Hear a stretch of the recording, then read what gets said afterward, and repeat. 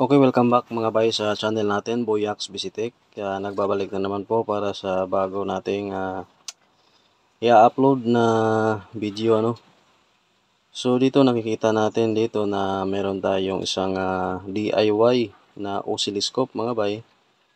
Actually, nabudols tayo sa nabili nating oscilloscope Oh no. Kasi yan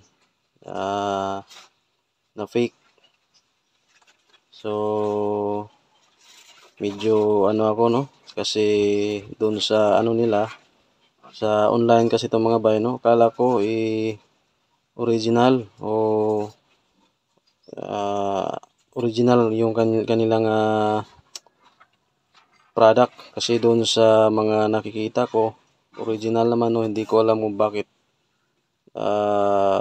ganito yung pinadala nila mga bay. So nung pagkalaman ko na fake pala to, talagang yun, tinago ko na lang siya mga bay kasi medyo disappointed tayo pero ngayon nilabas ko kasi meron lang talaga akong gustong iklaro dito sa clipping circuit natin na nakuha sa internet So dati yung ating last video naman ay pinakita natin mga bay kung paano to nagwo-work yung ating circuit ng ating clipping circuit sa isang amplifier. So ngayon susubukan natin yung ating amplifier na 5 auto dito. Subukan natin kung siya, accurate ba talaga siya Kasi siya, sa mga 5 auto kasi sa pagkakaalam natin ay nagre-range lang yung kanyang clipping points sa mga 20 plus VRMS, nag-clip na siya So diyan sa ating clipping circuit dapat ay iilaw siya around nasa mga 20 plus volts So yun yung nakikita natin sa mga nagba-vlog. Hindi pa kasi tayo medyo sa mga ganitong klase na pagtingin. Kung magtitingin tayo sa kaniyang waveform or yung mga anong tawag nila dyan So doon na pinakita nila sa mga kasama natin vloggers na sa electronics na hanggang lang 24, 27 yung mga gano'n nag-clip na yung mag-clip na yung ating 5 auto. Iilaw na yung ganyang yung LED o dito naman sa oscilloscope. So yung AC na waveform ay magiging na siya, DC may sumasama ng DC. So dito alamin natin, tingnan natin dito sa ating oscilloscope na fake. Ay nako, sayang kasi, pero tingnan natin kung tatama ba itong ating isang oscilloscope dito So alam nyo na kung anong brand dito. Fake siya mga bay kasi wala siyang brand name dyan. Dapat meron yang nakatatak dyan. So ayan, susubukan na natin. So isaksak ko muna yung ating amplifier dito para makapagsimula na tayo. Ayan, so yung mga kinabit natin mga bay, itong wire papunta na doon sa sa loob. So tingnan na lang natin ayan, ito yung wire niya. So ito yung papuntang speaker output, tapos yung ito naman sa positive line, yung pula yung green ground.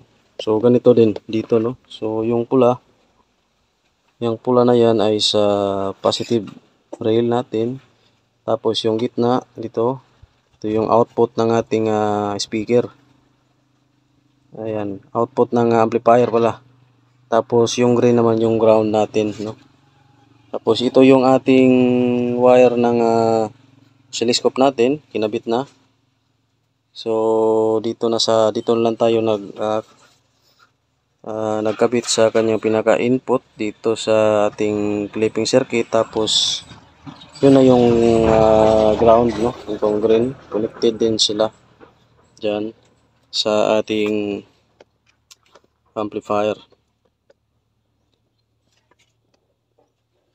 Okay, so ayusin ko lang, ayan. So dito tayo mabuvolume, ano, ayan, kita naman yung dot dito. So tingnan natin kung hanggang saan yung kanyang range ng kanyang volume, ano.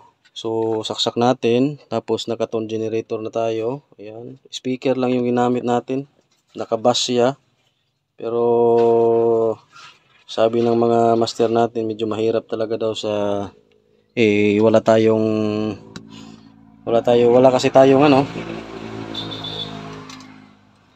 kasi tayong dummy load, yung tinatawag nila, no. Wala tayong dummy load, so yan yung ginagamit muna natin. So, subukan natin. Yung dati nating video ay nasa around ano lang siya, no, 15, 14. Nagclick na siya dito. Tingnan natin kung ilan sa 502, kung tatama ba siya. So i-on natin, power on. So naka-on na yung ating amplifier. Ayan, meron na siyang ilaw. Nag-click na rin yung relay. So saksak natin yung ating sa oscilloscope. So, maganda kasi mga bay na gamitin yung supply ng oscilloscope natin. Kaya yung battery, no. Kasi dito makikita natin na medyo magalaw, oh. Ayan, oh. Tapos yung pagpasok niya dapat meron siyang nakasulat, pero wala, blanco. Nag-try din tayong upgrade. So hindi pwede. Gamit natin yung file ng original, hindi siya pwede. So ayan, sa mga bumibili dito, para hindi kayo mabudol, no. Check mo nang maayos. Ayan, so talagang nabudol tayo dito. Okay, so ayan. So tingnan natin kung magkakaroon ba to, kasi ang magalaw siya. So ayan, gumalaw siya. So ulitan natin. Tingnan natin kung makikita ba natin dito, no.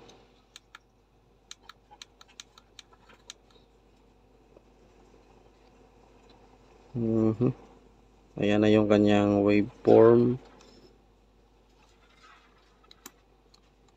Hindi ko na nga alam kung paano to gamitin, eh. Yan. So yan siya. So sobrang galaw ng kanyang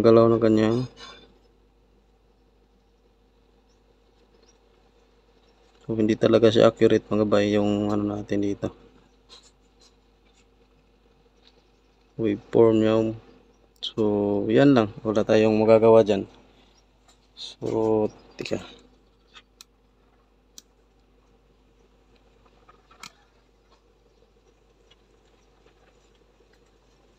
So ibahin natin yung ating kalanga.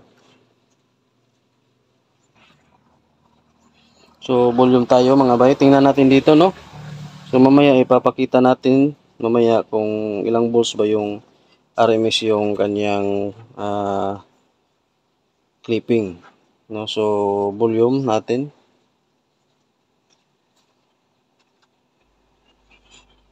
So ayan, meron na siyang AC na lumalabas, ano. So taas natin. Ang problema kasi, mga bay, ay hindi siya aakma doon sa pinakaano natin. So iset na lang natin yung kanyang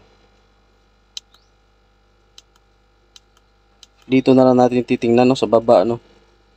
So iaangat na lang natin siya para makita natin. Iaangat na lang natin siya, lakihan natin na konti. So wala na po lahat to. Medyo malaki. Ayan, ganyan na lang. So ayan, tapos dito dapat ano to. Yan. So ganyan na lang ano. Yan. So ayan, medyo malaki na. So lipat natin siya, taasan natin no, kasi kukulangin yan. So dito lang naman nang titingnan natin. So dito tayo. Yan, wala pa, hindi pa nag-clip, hindi pa umilaw. Taas pa natin. Tanggalin natin yung cover ng taas pa natin para makita natin yung kanyang pinakadulo, no? Yan. So bulyon pa tayo. Oop. So wala pa, malayo pa talaga. So taas pa.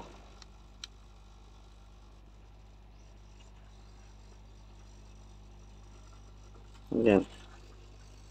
So ulitan pa natin konti, no? Oops. Yan.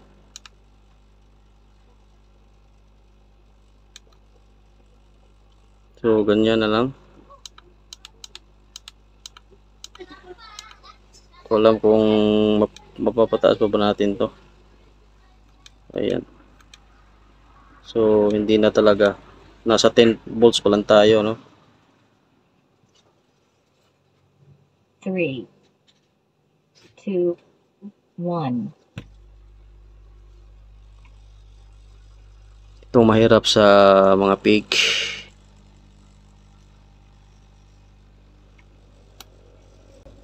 Yan. So tingnan nyo lang yung dulo mga bay. Tingnan natin, na sa mga around 14 volts na tayo, hindi pa umilaw. Hindi pa rin ganun pa rin yung kanyang waveform. So mamaya papakita natin yung voltahe. Oops. Ayun, umilaw na no. Ayan, umilaw na. Hawakan na natin yung speaker kasi gumagaral-gal na yun. So nasa mga 22 volts siya mga bay. So, sukatan natin para makita nyo. 22 volts pa talaga siya. AC, BRMS niya. So saan ko ba tayo ipupisto tong hirap. So, atras nga tayo, atras. Yan. Kita ba?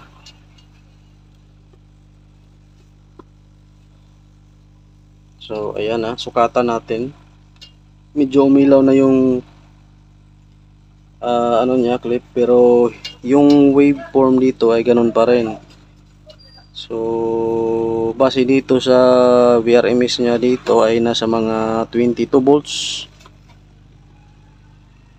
22 volts. So tingnan natin kung 22 volts pa talaga siya. Dito na lang tayo mag-ground. Smooth amplifier.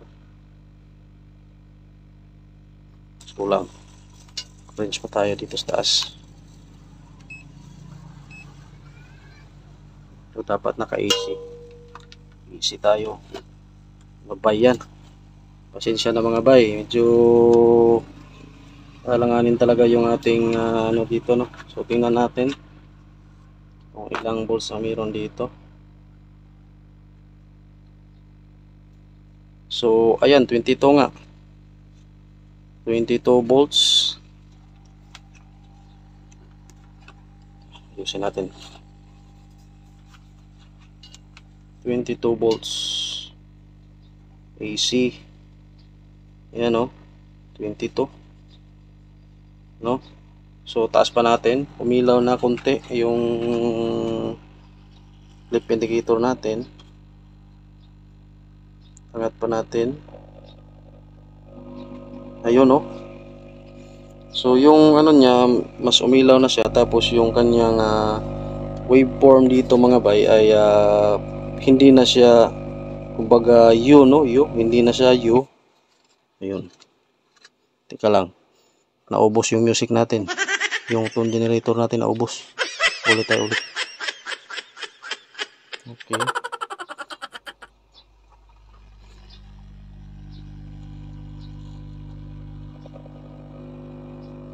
Ayan. So kung napapansin nyo mga bay, ayan oh, hindi siya U.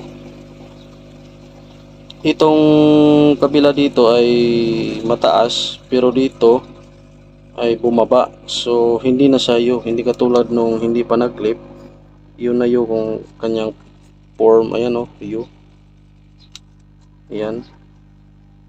So yung pinaka clipping point niya talaga dito ay ayan oh. Ayan oh. So lakihan ko na ha. Ayan oh. So hindi lang talaga makita buo kasi medyo ang laki ng ano natin, ang laki ng waveform, hindi kakasya dun sa, hindi ko alam kung paano natin ikakasya dyan.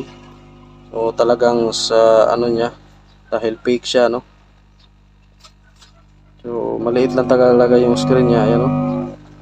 So pag naka ano ka na, naka 26 volts, so mga 25 mag ano na siya, clip na siya mga bay no. 24 nga, clip na yan no. Hindi na hindi na ang yung ang kanyang waveform ay talagang ano na. Tapos yung speaker natin iba na yung tunog.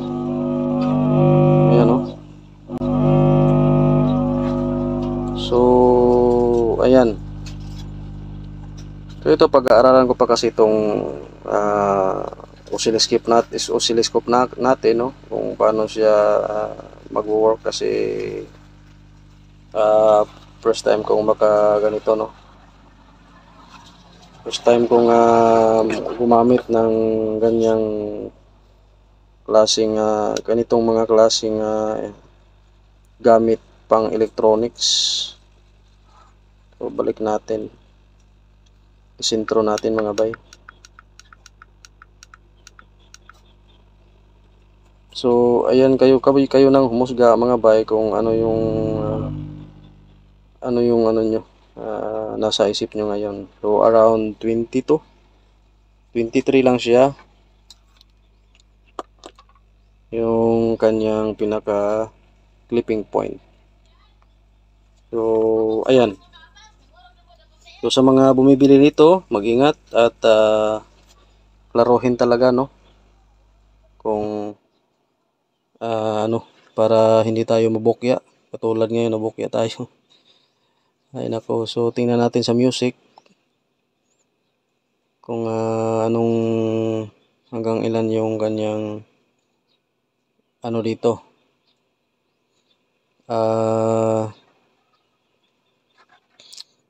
clipping point.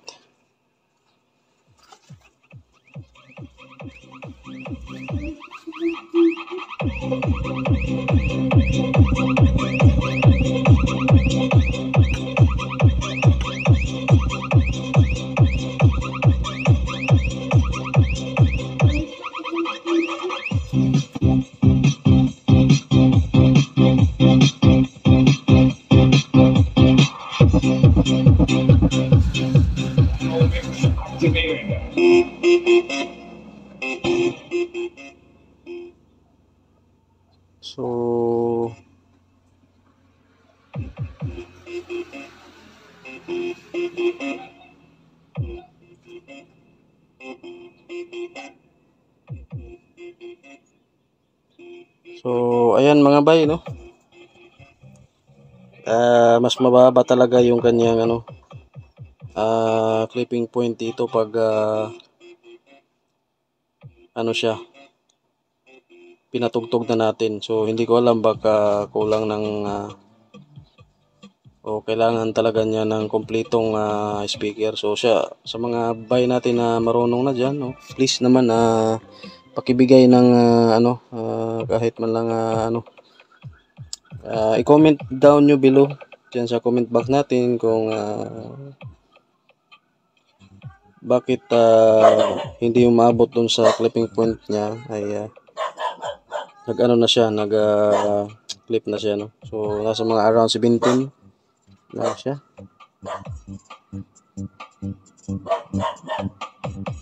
This is Again Club DJ.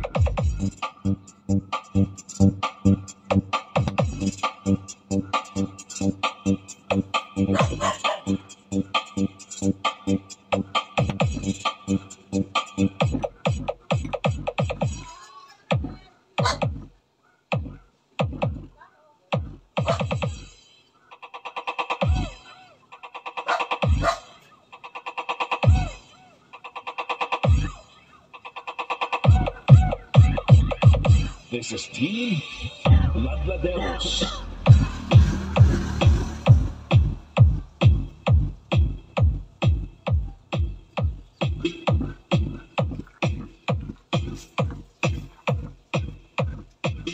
John Safri Battle Mix.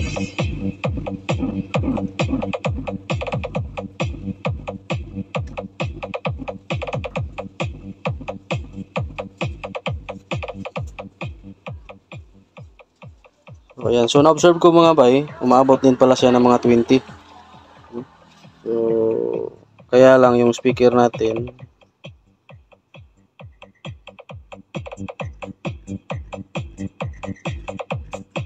siguro i-try ko na lang to sa sa naka-box na speaker natin, tapos lagyan natin ng buong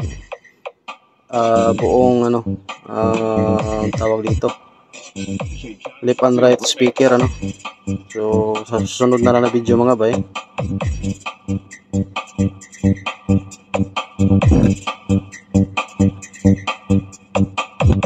This is Antique Mix Club DJ. Meron naman siyang ibinabatong around 20, napapansin ko mga bay, 23, 24, kaya lang garal-gal na siya.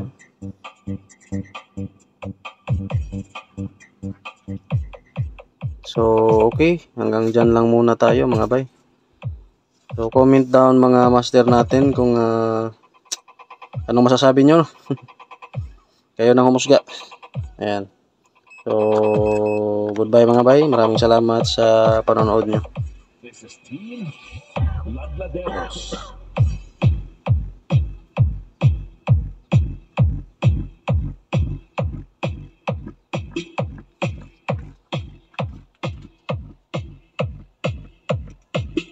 John Safri Battle Mix.